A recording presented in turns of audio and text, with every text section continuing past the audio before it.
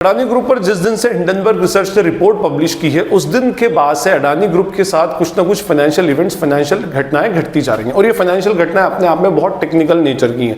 जैसे सबसे पहले तो हिंडनबर्ग रिसर्च की रिपोर्ट का पब्लिश करना, दूसरा उसके बाद फिर ये खबर आई कि भाई अडानी ग्रुप के जो शेयर्स हैं उसकी 3 कंपनीज के शेयर्स को क्रेडिट स्विस ने और सिटी बैंक ने एज अ कोलेटरल लेने से मना कर दिया है और उसकी वैल्यू को क्या कर दिया, 0 कर दिया, जो हमने प्रीवियस वीडियो के अंदर समझा था। उसके बाद फिर कल खबर आई कि भाई अडानी ग्रुप की कंपनी को, अडानी एंटरप्राइजेस को डो जोन्स सस्टेनेबिलिटी इंडेक्स से बाहर कर दिया गया। ये अपने आप में एक टेक्निकल नेचर की और फाइनेंशियल नेचर की एक इवेंट है।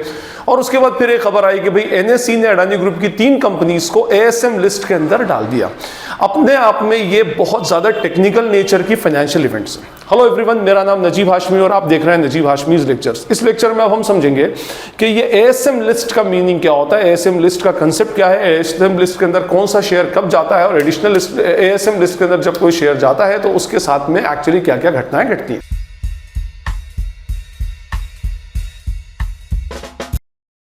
एएसएम लिस्ट में जो वर्ड एएसएम है उसका फुल फॉर्म है एडिशनल सर्विलियंस मेजर। एडिशनल का मीन्स होता है अतिरिक्त, एक्स्ट्रा। सर्विलियंस का मीनिंग होता है किसी चीज की निगरानी करना, ठीक है। तो उसकी निगरानी करना, और मेजर का मीनिंग होता है आपकी तरफ से लिए गए स्टेप्स, ठीक है। तो एडिशनल सर्विलियंस मेजर। और सर्विलियंस में 2 तरह के लोगों को रखा जाता है, एक वो जो बहुत ज्यादा शरारती नेचर का होता है और या तो फिर वो जो बीमार होता है, ठीक है। शरारती नेचर के बंदे को सर्विलियंस में, निगरानी में इसलिए रखा जाता है कि कहीं और फर्दर शरारत ना करे, तो उसकी शरारत को सर्विलियंस में रखा जाता है। उसको आप मेजर करते हैं ना, उसको एडिशनल सर्विलियंस में डालते हैं। बीमार इंसान का सर्विलियंस इसलिए किया जाता है कि भाई कहीं कोई उसकी सेहत के अंदर कोई और खराबी ना आ जाए, कोई और डाउनग्रेड ना आ जाए, तो उसको भी सर्विलियंस के अंदर बेसिकली रखा जाता है, ठीक है। तो मींस अगर एडिशनल सर्विलियंस मींस उसको खास निगरानी के अंदर रखना, तो सेबी ने अपने स्टॉक एक्सचेंजेस के साथ में मिलकर के एक लिस्ट बनाई है जिसको एएसएम लिस्ट बोलते हैं। तो यहां पर उन शेयर्स को रखा जाता है, उन कंपनीज के स्टॉक को रखा जाता है जो अपने आप में बहुत ज्यादा शरारती नेचर के हो चुके हैं, जिनमें फ्लक्चुएशन, और शेयर शरारती नेचर का कब होगा, जब उसकी प्राइसेस के अंदर बहुत ज्यादा फ्लक्चुएशंस होते हैं, जब उसके अंदर बहुत हाई वोलेटिलिटी आ जाती है। वोलेटिलिटी का मीनिंग होता है उसकी प्राइसेस के अंदर फ्लक्चुएशंस बहुत ज्यादा होते हैं। Fluctuation means up and down बहुत ज्यादा होता है। अप एंड डाउन हो रहा है मींस वो शेयर्स अपने आप में शरारती नेचर का हो चुका है, तो उसको उठाकर वो क्या करते हैं, एएसएम लिस्ट के अंदर डाल देते हैं। देखिए मैं आपको एक बात बताता हूं, हमारे यहाँ पर जो रेगुलेटर्स हैं, security exchange board of India और उसके साथ में जो हमारे 2 एक्सचेंजेस हैं, कौन से, Bombay stock exchange and national stock exchange, इनका काम, और मैं खास बताऊं तो आपको security exchange board of India हमारा रेगुलेटर है और इसका सबसे बड़ा जो एक ड्यूटी है और वो ये है, और इसको फॉर्मेशन की जो सबसे बड़ा रीजन है वो ये क्या, जो हमारे जो इन्वेस्टर्स हैं उन इन्वेस्टर्स के इंटरेस्ट को प्रोटेक्ट करना, उनके हितों की रक्षा करना, ये हम उसको बोल सकते हैं। मींस उनकी जो भी हित है उनकी हिफाजत करना, उनकी रक्षा करना, ठीक है। अब होता क्या है कि जो छोटे मोटे इन्वेस्टर्स होते हैं वो इन मार्केट की जो चाल होती है, चाहे वो बुलिश हो या बेयरिश हो, या किसी भी कंपनी के शेयर्स के अंदर अचानक उछाल या इंक्रीमेंट या डाउनफॉल आता है, तो उस वजह से जो छोटे मोटे इन्वेस्टर्स होते हैं उनको बहुत ज्यादा लॉस होता है। जैसे अगर मान लीजिए कि किसी कंपनी के, जैसे अभी हम देखें कि अडानी इंडस्ट्रीज या अडानी ग्रुप या अडानी एंटरप्राइजेस के जो शेयर्स हैं ये पिछले 6 से 7 दिन के अंदर अपनी वैल्यू से 60 से 70% नीचे आ चुके हैं। अब सोच लीजिए कि भाई किसी बंदे के पास इस कंपनी के शेयर्स होंगे या किसी बंदे ने उसके अंदर लॉन्ग पोजीशन ले रखी है या उसके पास शेयर्स है, तो वो वैल्यू जो कल तक शेयर जो 4,000 रुपए का था आज घट करके 1,500 रुपए का हो चुका है। मींस इस एक शेयर की वैल्यू के अंदर 2,500 रुपए का डाउनफॉल आ चुका है। और रोज जब भी ये मार्केट ओपन होता है, मार्केट बंद होने से पहले कभी 25% गिर जाता है, कभी 30% गिर जाता है, तो इन्वेस्टर्स को इसके अंदर लॉस होता है। तो इन्वेस्टर्स का जो इंटरेस्ट होता है वो सबसे प्रायर होता है security exchange board of India. उसका फॉर्मेशन ही एक्चुअली इसलिए किया गया ताकि वो इन्वेस्टर्स के इंटरेस्ट को सेफगार्ड कर सके। अब इस इन्वेस्टर्स के इंटरेस्ट को सेफगार्ड करने के लिए कभी कभी कोई शरारती मेरे वर्ड से मेरा ये मतलब नहीं है कि भाई कोई कंपनी में कुछ ऐसा गड़बड़ है, मींस उसकी प्राइसेस में अगर कोई अप्स एंड डाउन्स होते हैं, जिन कंपनी के शेयर्स के अंदर वोलेटिलिटी होती है, उन कंपनी के शेयर्स को, और भी दूसरे मेजर्स होते हैं, 7-8 अलग अलग मेजर्स होते हैं, उनकी बेसिस के ऊपर उनको एएसएम लिस्ट के अंदर डाल दिया जाता है। एएसएम लिस्ट में जैसे ही डाला गया मींस वो सर्विलियंस के अंदर आ गए और अब उनके साथ में कुछ स्पेशल ट्रीटमेंट्स करना पड़ेंगे, मींस उनके ऊपर कंटिन्यूअसली निगाह रखना पड़ेगी और उनके साथ में कुछ काम करना पड़ेंगे। जैसे अगर कोई शरारती नेचर का बंदा है, कोई क्रिमिनल है, तो हम क्या करते हैं उसके साथ में कुछ रेस्ट्रिक्शंस लगा दी जा सकती हैं कि भाई आप शहर से बाहर नहीं जा सकते, आप ये काम नहीं कर सकते, आपको हर हफ्ते आकर के जो भी आपका लोकल थाना है उस लोकल थाने के अंदर आपके आकर रिपोर्ट करना पड़ेगा। बस सेम टू सेम आपके उस स्पेसिफिक शेयर्स के साथ में होता है जब उसको एएसएम लिस्ट के अंदर डाल दिया जाता है। अभी फिलहाल ये हुआ कि अडानी ग्रुप के 3 शेयर जो है, Adani enterprises, Adani ports and special economic zone and Ambuja cement, ये अंबुजा सीमेंट भी अडानी ग्रुप की ही कंपनी है, इसको भी एएसएम लिस्ट में नेशनल स्टॉक एक्सचेंज ने डाल दिया।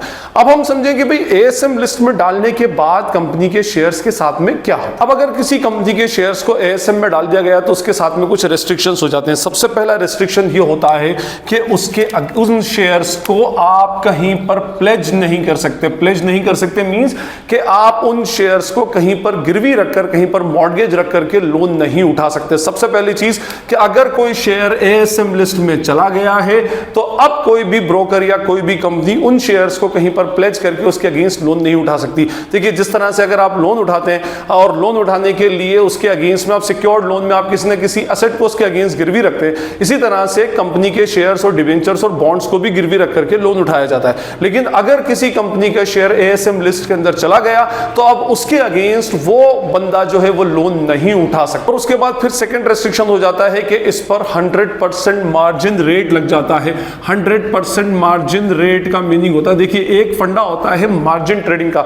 मेरी एक डेडिकेटेड वीडियो है मार्जिन ट्रेडिंग से रिलेटेड कि भाई किस तरह से हम स्टॉक एक्सचेंज के अंदर मार्जिन ट्रेडिंग करते हैं, आप उसको देख सकते हैं ना, तो आपको मार्जिन ट्रेडिंग का कंसेप्ट समझ में आ जाएगा। फिर भी मैं आपको एक बात बता दूं कि भाई मार्जिन का मीनिंग होता है कि जैसे जो डे ट्रेडिंग, इंट्राडे ट्रेडिंग हम करते हैं तो एक टाइप की मार्जिन ट्रेडिंग या लिवरेज्ड ट्रेडिंग बोला जाता है। देखिए होता क्या है कि मान लीजिए अगर किसी शेयर के ऊपर 10% का मार्जिन है, ठीक है, कि उसके ऊपर 10% मार्जिन रेट है, इसका मीनिंग ये होगा कि आप 10% पैसा लगा करके उसके 100% के इक्विवेलेंट आप शेयर खरीद सकते हैं। देखिए क्या होगा, अगर मान लीजिए मेरे पास 1 लाख रुपया है तो 1 लाख इंटू 10 मैं 10 लाख रुपए तक की डीलिंग मार्केट में कर सकता हूं, शॉर्ट या लॉन्ग पोजीशन ले सकता हूं। अगर मेरे पास सिर्फ 1 लाख रुपया है और मार्जिन रेट 10% है तो इसका मीनिंग ये होगा कि मैं 10 टाइम्स के इक्विवेलेंट लिवरेज क्रिएट कर सकता हूं। मींस मेरा अपने आप में एक नोशनल लोन क्रिएट हो जाएगा और मैं 10 लाख के बराबर मार्केट के अंदर डीलिंग कर सकता हूं। 1 लाख रुपया लगाकर मैं 10 लाख के शेयर्स में लॉन्ग पोजीशन या शॉर्ट पोजीशन में इजीली ले सकता हूं। अब जैसे जैसे ये मार्जिन रेट कम होती जाती है, मार्जिन रेट किसी शेयर पे कम होगी तो उतनी ज्यादा वेरिएशन या मार्जिन के साथ बंदा काम कर सकता है। जैसे अगर मैं कहूं कि भाई 5% है तो 5% का मीनिंग होगा ये होगा 20 टाइम्स, ठीक है, बंदा अपने 20 टाइम्स में तो 1 lakh into 20 is equals to 20 lakh के इक्विवेलेंट कर लेता है। लेकिन जैसे जैसे मार्जिन रेट बढ़ती जाती है तो मार्जिन रेट अगर मान लीजिए 50% हो गई तो अब बंदा क्या कर सकता है, 50% मींस 1/2, तो 2 टाइम्स के इक्विवेलेंट मतलब 1 लाख इंटू 2 मतलब सिर्फ 2 लाख रुपए के बराबर ही वो मार्केट के अंदर पोजीशन ले सकता है।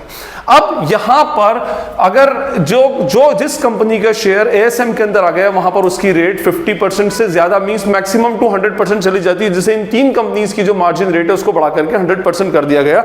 मींस अगर आपके पास 1 लाख रुपया है तो आप मार्केट में 1 लाख रुपए के इक्विवेलेंट ही पोजीशन ले सकते हैं।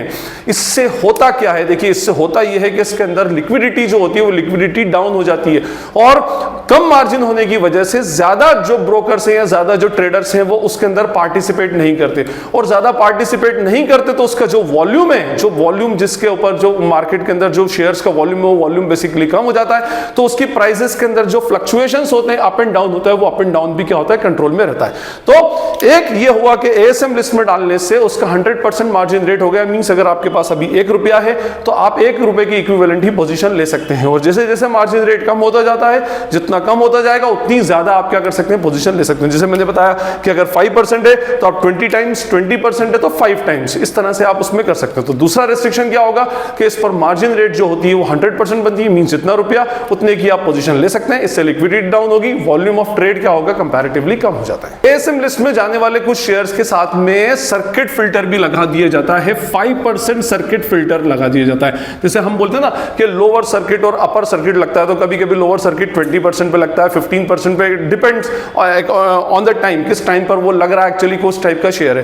तो जो शेयर एएसएम लिस्ट के अंदर चला गया उसके ऊपर 5% का सर्किट फिल्टर लगा दिया जाता है। मींस अपनी प्राइस से वो 5% अप जा सकता है और 5% डाउन जा सकता है, और जैसे ही वो प्राइस 5% ऊपर चला जाएगा या 5% नीचे चला जाएगा उसकी ट्रेडिंग क्या हो जाएगी, उस ट्रेडिंग दिन के लिए क्या हो जाएगी, ब्लॉक हो जाएगी। मींस अगर मान लीजिए कि अगर शेयर 100 रुपए का है तो वो मैक्स अपर सर्किट उसकी 105 हो जाएगी और लोअर सर्किट 95 हो जाएगी। मींस 95 पर आ गया तो सर्किट फिल्टर लग जाएगा और उसके बाद उसकी ट्रेडिंग ब्लॉक हो जाएगी। ये भी इसलिए किया जाता है ताकि उसके अंदर ट्रेडिंग को रेस्ट्रिक्ट किया जा सके। ज्यादा ट्रेडिंग होगी तो उसमें ज्यादा स्पेकुलेशन होगा और ज्यादा स्पेकुलेशन होगा तो उसके अंदर लॉसेस के चांसेस भी ज्यादा बढ़ जाते हैं। एएसएम लिस्ट में डालने से मेन रेस्ट्रिक्शंस तो यही लगते हैं। वैसे उसके अंदर और भी बहुत सारी डिटेल, स्टेज 1 का एएसएम होता है, स्टेज 2 का एएसएम होता है, बिसाइड्स लॉन्ग टर्म और शॉर्ट टर्म सब अलग अलग टाइप के होते हैं। जो अभी अडानी इंटरप्राइजेस की 3 कंपनी के ऊपर लगे हैं वो शॉर्ट टर्म एएसएम लिस्ट के अंदर डाले गए हैं, ठीक है। अब इसके अंदर इसके अंदर एएसएम लिस्ट में डालने से ये नहीं होता कि भाई कंपनी की जो दूसरी रूटीन वर्किंग है उसके अंदर कोई फर्क पड़ता है। कंपनी अपने फाइनेंशियल मैटर्स वैसे ही कर सकती है, जैसे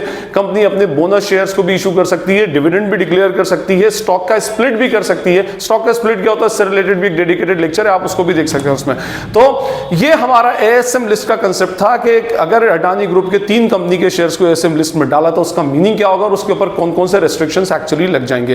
तो ये जो एएसएम लिस्ट में डालना, ये जो इन्वेस्टर्स होते हैं उन इन्वेस्टर्स के इंटरेस्ट को सेफगार्ड करने के लिए किया जाता है। आई होप अब आपको एएसएम लिस्ट में डालना और उसके रेस्ट्रिक्शंस का कंसेप्ट क्लियर हो गया होगा। फिर भी अगर आपको फाइनेंशियल मैटर से रिलेटेड कुछ भी क्वेश्चन पूछना है, कोई क्वेरी उठती है तो आप नीचे मुझसे कमेंट सेक्शन में ऑफ कोर्स पूछ सकते हैं।